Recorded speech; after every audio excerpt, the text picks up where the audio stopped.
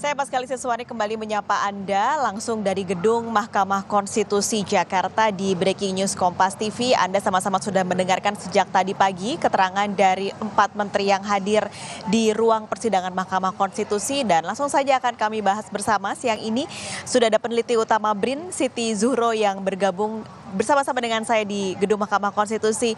Bu Siti Zuhro, selamat siang. Ya, selamat siang Mbak Riri. Kita tadi sama-sama udah dengerin Bu dari 4 menteri tadi. Panjang banget. Benar. Ini kita terputus karena jawaban dari para menteri akan disampaikan setelah Jumatan. Tapi dari semua yang sudah disampaikan sejak pagi tadi keterangan dari para menteri, Bu Siti melihatnya seperti apa? Iya, kita mulai pagi ya mendengarkan pembahasan yang disampaikan oleh 2 Menko dan 2 menteri ya. Dan isunya sungguh sangat luar biasa. Jadi isunya itu adalah isu yang sangat krusial karena menyangkut masalah bansos. Iya. Ada 3 kata kunci kalau menurut saya. Jadi ada birokrasi pemerintah dalam hal ini bansos gitu ya, dan juga rakyat ya yang mendapatkan bansos. Apa yang dijelaskan tadi itu ya menurut saya baik oleh Pak Menko, 2 Menko maupun Bu Menteri gitu, itu memang ya seperti nggak ada masalah gitu ya. Jadi secara normatif gitu ya, penjelasan tadi itu clear. Siapa menjalankan apa, tupoksinya apa sebagai Menko, baik sebagai Menko PMK maupun Menko Perekonomian. Demikian juga dengan Ibu Mulyani yang adalah, Sri Mulyani adalah Menteri Keuangan, juga Ibu Mensos. Tapi kan masalah yang sudah disampaikan sejak beberapa hari ini adalah bansos ini, apa yang salah dengan bansos ini kan gitu. Karena tidak bisa dilihat hanya ansih gitu ya. Bansos sebagai bantuan sosial kepada masyarakat itu fine, tidak ada masalah. Memang negara harus hadir melalui bantuan-bantuan yang diberikan kepada masyarakat Indonesia yang tidak beruntung. Wajib hukumnya, tidak ada masalah. Tapi ketika itu baunya sangat gitu ya, ada politisasi bansos gitu ya, ada tarikan-tarikan politik apalagi memang menyongsong pemilu, lah ini yang dipertanyakan. Semestinya gitu ya, 2 Menko dan 2 menteri tadi itu menjawab, menjelaskan dengan sangat gamblang apa beda ketika dilakukan dengan tanpa pemilu dan pemilu.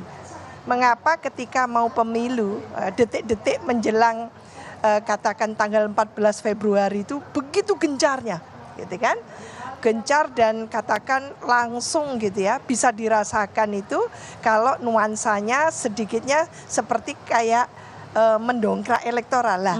Kalau tidak, maka itu yang harus dijelaskan, tidak hanya normatif gitu. Jadi ya. tadi tidak terjawab ya Bu ya? Belum. Mungkin karena belum ada tanya jawab. Sudah ada pertanyaan dari para hakim MK, tapi ini karena break, jadi belum ada penjelasan, belum ada jawaban yang sangat clear, baik dari Pak Muhadjir, dari Pak Erlangga maupun dari Bu Mulyani dan Ibu Risma. Bu Risma ya, Bu Risma. Lah, Bu Risma ini juga termasuk sosok yang sangat dipertanyakan gitu ya. Perannya itu apa? Iya, karena dia bilang itu juga sepertinya kok dia padahal Menteri Sosial, tapi kok kayaknya nggak ada di dalam cakupan pembagian bansos ini. Dan itu ditanya oleh Pak Hakim Konstitusi Profesor Arief Hidayat.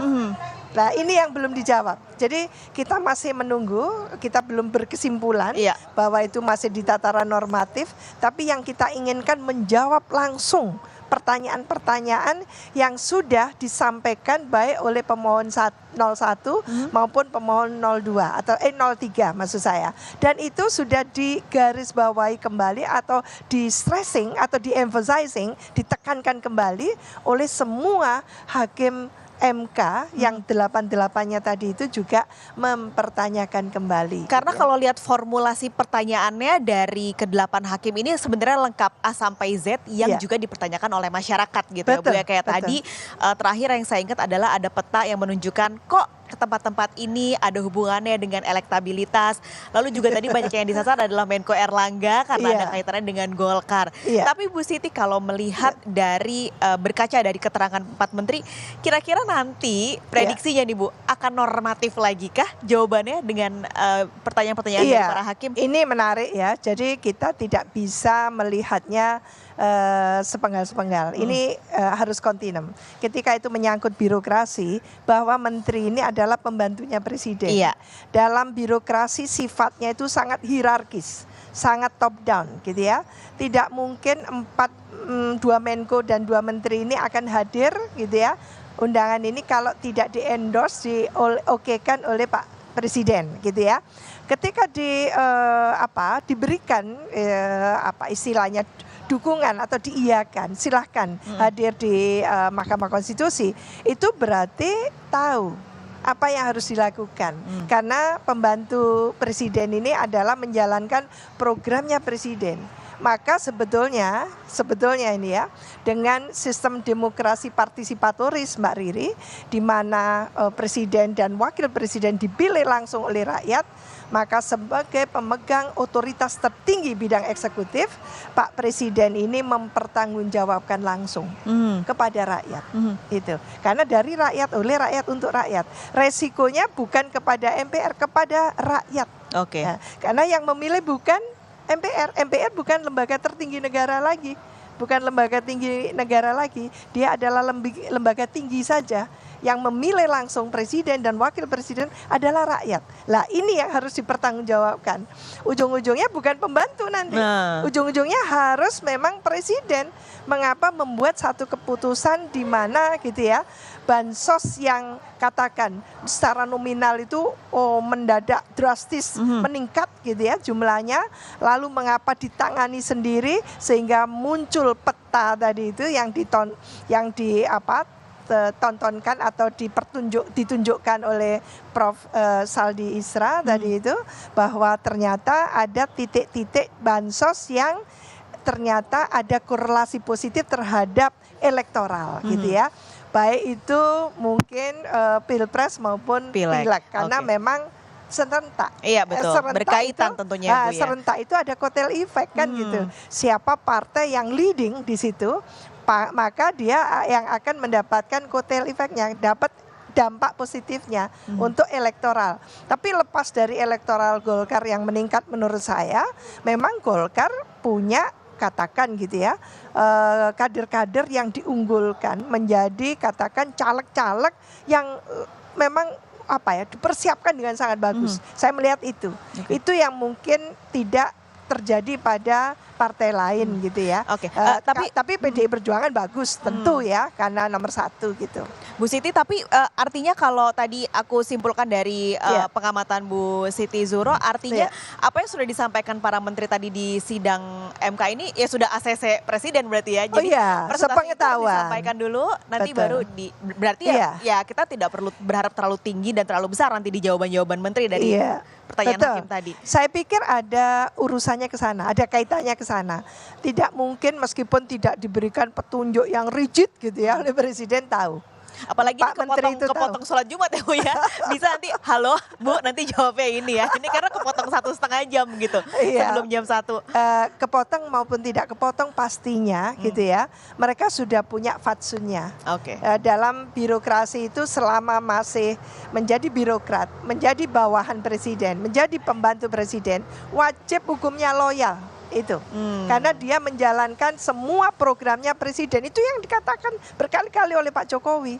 Jadi menurut saya jangan mimpi lah gitu ya akan mendapatkan satu terobosan baru gitu ya. Ungkapan dari Bu Risma khususnya, dia sebagai Mensos mungkin tidak tahu soal itu dan sebagainya sehingga menimbulkan perdebatan, pastinya tidak. Iya. Apalagi ini sebenarnya juga kalau ngelihat kan tadi Bu Sri Mulyani bilang bahwa menegaskan gitu kalau ini APBN-nya ketok palu kok sebelum penetapan Pilpres. Lalu angka bansos turun di Kementerian Sosial meskipun karena belanja El Nino-nya terpisah gitu ya Bu.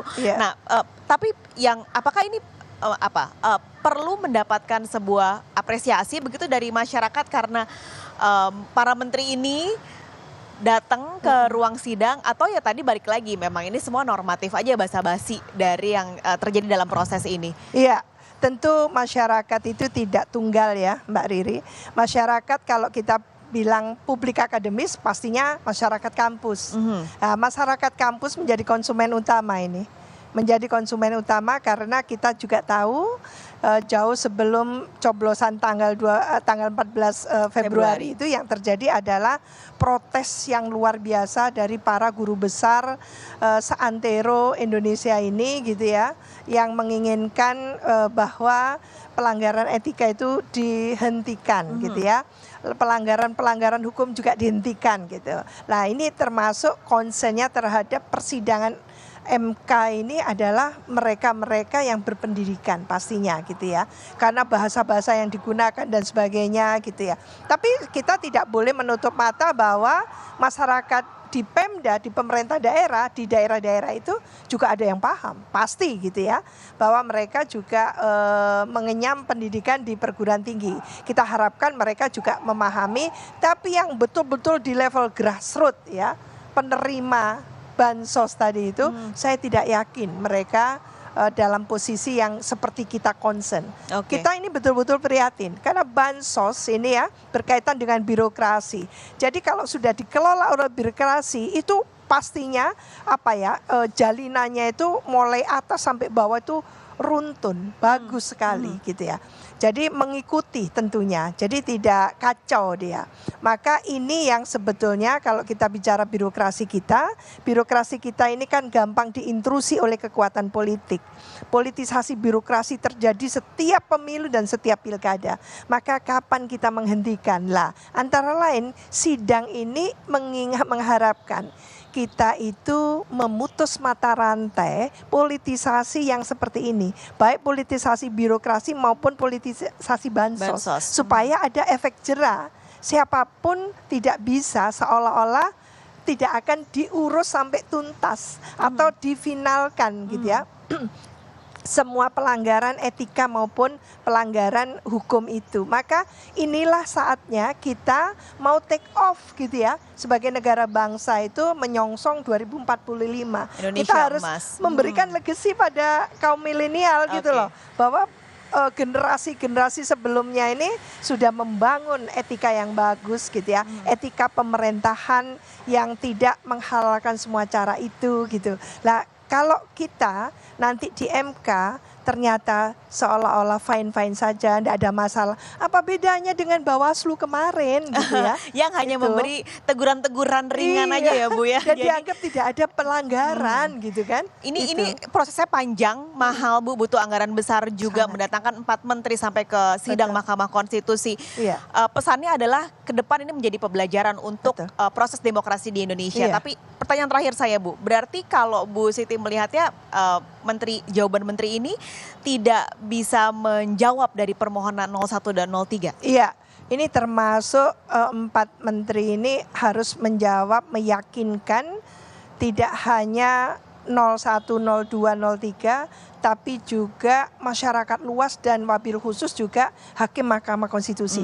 Karena nanti yang akan dipertimbangkan terakhir ini juga termasuk semua penjelasan masukan dari para 4 menteri ini bahwa bansos itu sebetulnya tidak dipolitisasi atau tidaknya. Jadi menurut saya jangan lupa ya, baik Bu Menteri, 2 menteri maupun Bapak Koordinator Menteri ya, Menko gitu ya. Kita harapkan betul-betul memberikan pencerahan. Karena tadi itu Pak Arief Hidayat mengatakan ini ditonton dalam negeri dan luar negeri. Dan juga ini adalah literasi politik, edukasi politik kita kan gitu. Edukasi kepada semuanya. Maka kalau tidak terjadi pencerahan itu artinya seolah-olah nggak ada masalah, tetap saja penjelasannya itu terkesan defense mechanism gitu ya.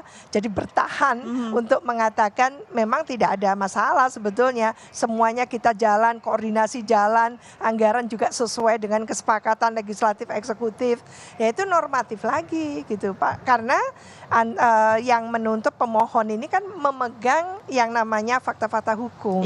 Lah fakta-fakta hukum itu yang harus dijelaskan oleh eksekutor, oleh eksekutif. Eksekutif kan eksekutor gitu. Mereka yang lebih tahu kan gitu. Lah ketika nanti menjawab ya jam 1 nanti itu, ini kan pastinya semua masyarakat karena hari ini hari terakhir itu akan memantengin televisi ataupun live streaming gitu ya, apa yang akan diberikan jawaban kepada Mahkamah Konstitusi. Karena memang nanti tidak ada tanya jawab antar mungkin gitu ya, pemohon gitu ya, dengan menteri. Maka tolong Mahkamah Konstitusi hakimnya, 8 hakim ini menggunakan waktunya secara maksimal, secara efektif dan secara produktif sampai menghasilkan bukti-bukti hukum tadi itu, fakta hukum itu betul-betul ternyata sinkron kan gitu. Bukan kita malah seolah-olah tidak ada apa-apa. Kita nantikan nanti jam 1 Bu untuk jawaban dari 4 menteri ke Majelis Hakim. Terima kasih Bu Siti Suro sudah bergabung siang hari ini di Breaking News Kompas TV.